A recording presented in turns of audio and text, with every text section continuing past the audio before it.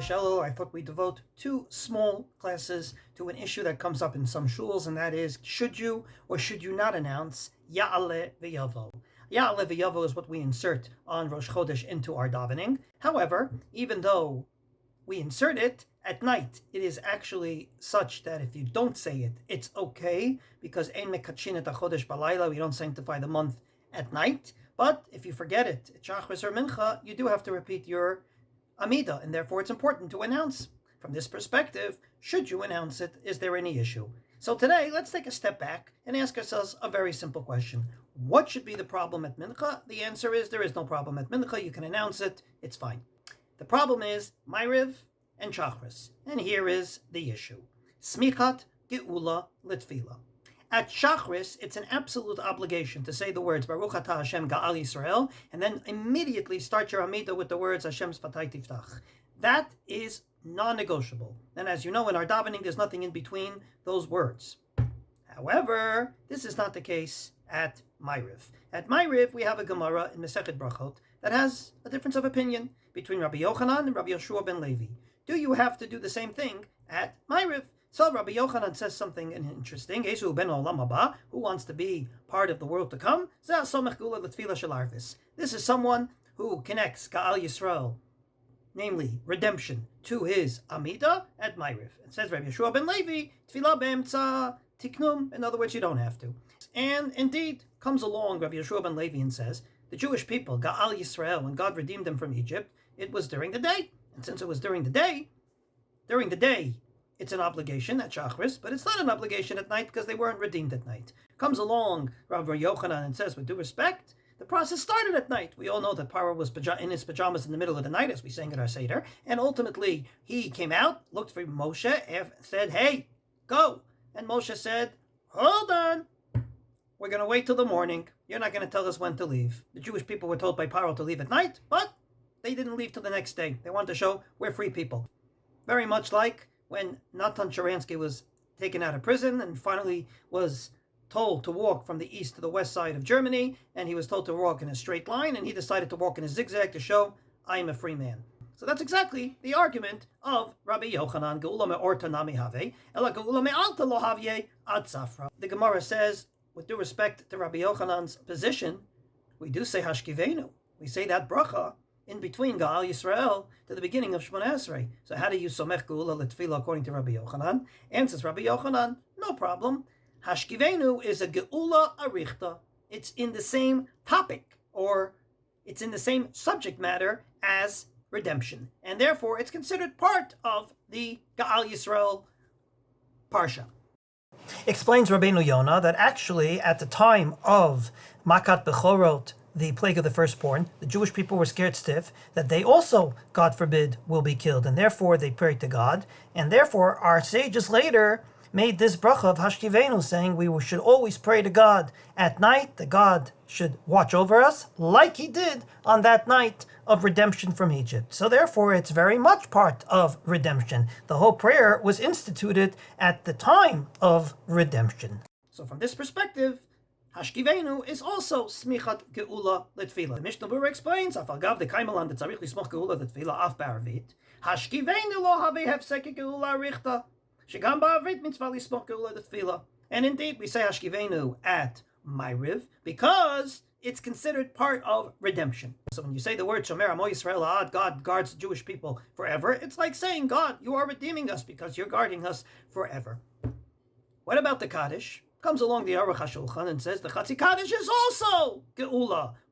This is a good way to encourage people to daven Nusach Sfard. Listen to his words. V'chein HaKaddish ikarohu ala Gאולה ha'atida she'az yitkadel v'yitkadesh shmo yitbarach. The whole Kaddish is talking about a time where God's name will be great and will be sanctified, namely the future. We're talking about redemption. The whole Kaddish is talking about redemption, so that's also redemption. So therefore, if you say Kaddish before the Amidah, it's considered redemption. And then he says the following, especially those that say, bring our Mashiach close, because that's mamish talking about redemption. So here's a shout out for all the Nusach Sfard people. You got the Aruch HaShulchan on your hands, even though he lived in Norvadik and he was a Litvak. How do we paskin? Do you have to or don't you have to at night? So the Tosfot on that Gemara in Maseches Brachos comes along and says that indeed the halacha is like Rabbi Yochanan, you have to, and that's the way the Baal Halachot Gdolot paskins, but Rav Amram Gaon did not paskin that way, and he said that you don't have to at night, and ultimately there's no clear conclusion on this in the Tosfos, and therefore he ends by saying Nachon lahachmir ulehi zahir milasaper bintayim. It's better to be machmir and not to talk in between the end of the Birkos Kriyat Shema and the beginning of your Amidah. So, in the Shulchan Aruch, as we go from the Tosfos into the codes, and seems to say a split psak. On the one hand, he says it's not as chamor as Shacharis. At Shacharis, if you come late to shul, the halacha is very clear. You have to go ahead and say the Birkos Kriyat Shema, Ga'al Yisrael, and the Shmoneh Esrei, even though you will not daven the Amidah with the minyan. But at Maariv, the halacha is very clear. Matzatzi bor shekaru kriyat shema, ve'rotzeh la'amod b'tefillah. You came into shul to Maariv late, and you see that they're way into Maariv. They're about to start the Amidah. What should you do? Yitpalel imahem v'achach kar kriyat shema b'yachoteh. No problem. You can daven with them, and then say kriyat shema with its brachos after you finish your Amidah. In other words, you do not have to somech geula letfilah at Maariv.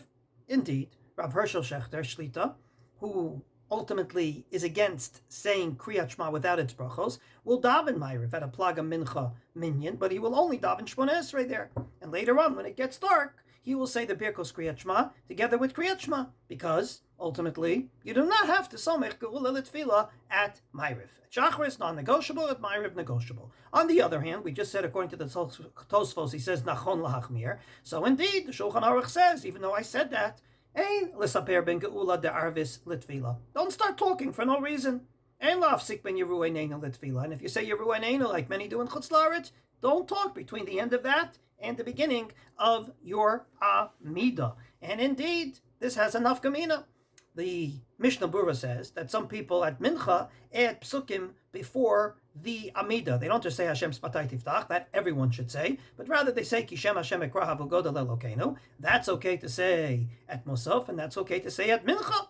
As the Mishnah Berurah says, but Musaf and Mincha mutal amar psukim kodem Hashem Sfatay Tiftach, but only then, not, I repeat, not at Shacharis and Maariv, because that would be a hefsek. In other words, don't say things that are not necessary.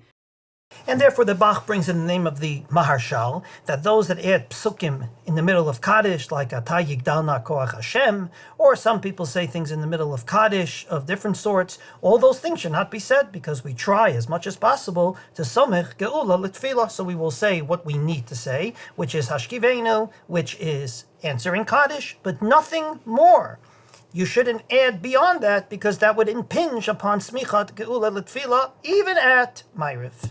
Well, to sum up, we see today that indeed at Maariv we should somech geula letfilah. We should say the redemption and go right into the Amidah. While at Shacharis it's an obligation, at Maariv it is not so much an obligation. And therefore if you come late to shul, you're able to not do that. And indeed, though at Shacharis it's Ga'al Yisrael and immediately the Amidah, at Maariv we say Hashkivenu, Chatzi Kaddish, some people say Yeru Einenu, and we try to explain all of the above as like part of Geula. But we wouldn't use those explanations at Shacharis simply because at Shacharis it's an absolute obligation. From this perspective, we now have to see, well, since it's a quasi-obligation, can we announce Yaale Veyavo? Room to talk about it. More about that tomorrow.